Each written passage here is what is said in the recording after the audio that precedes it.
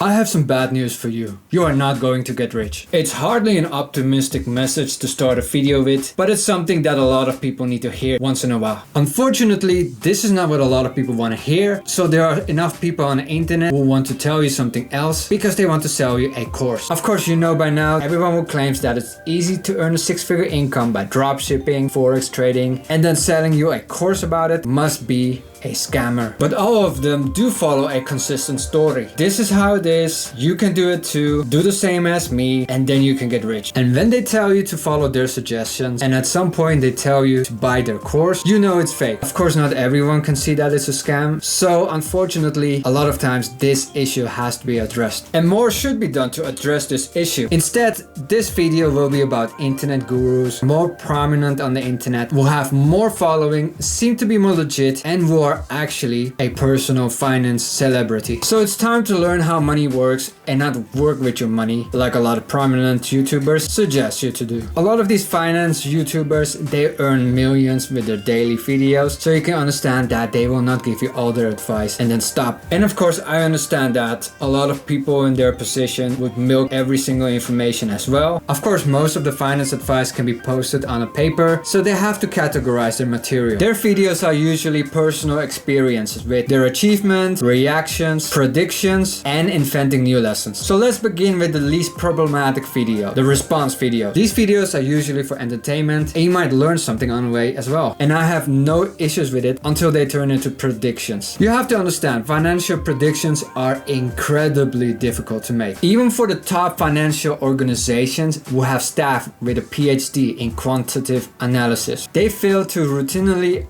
surpass average market results, if not at all. And then these financial gurus, they will tell you which stock is the most volatile. And of course, they will always say this is not a financial advice. But you can believe that there's always someone in the audience who is easily impressed, will go into it, buying a dividend stock, buying a duplex, and rent out the second half. And they are not all for advice. However, it's very generic, and it doesn't seem to understand that the viewers who are watching these, they have different financial situations. Also, contrary to popular belief, successful investments should continuously for decades generate income. And this is over many years. And it should deliver value to the investor progressively over a long period. And a commonly rate of return for a diverse portfolio should be between 6 and 12%. And that is if everything is going well. So you can understand that the bad news is that this will not make you wealthy any soon. And if everything goes well, it might make you wealthy when you're an elderly. But this is not what most people want to hear. What a lot of people desire is the people that they are listening to,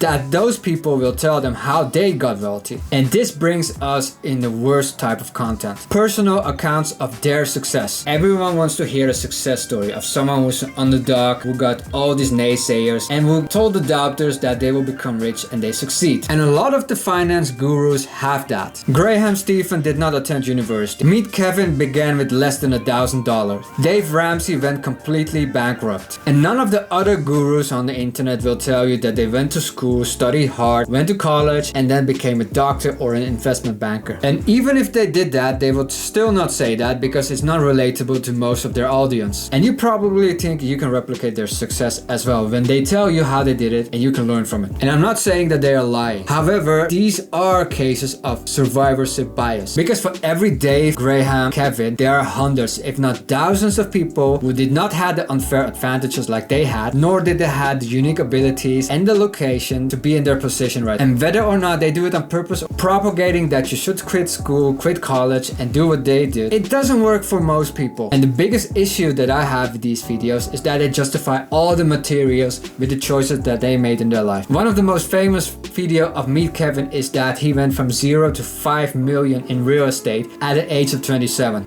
He got lucky with a lot of property who went up very quickly, which he could flip in the best real estate market of his time. And it sounds nice on paper, but most people are so unaware of how risky real estate can actually be. Because Kevin was lucky that he started at the longest bull run of real estate in history. If Kevin started in 2004, he would not tell his financial triumph on YouTube. He would probably be an extra in The Big Short. And even if they're not selling you a course, they still market you the idea that you should keep watching their videos. Because nobody will make a video video of how they lost their life savings by investing in real estate. And the harsh fact, even if it's so difficult to create money, having a headline, flashy and open mouth gives you the attention. And in a world where attention is a new currency, you should be very careful of it. AKA, stop binge watching these people. Anyway, if you manage to get wealthy and step in their footsteps, please tell me that I'm stupid and tell me how you did it.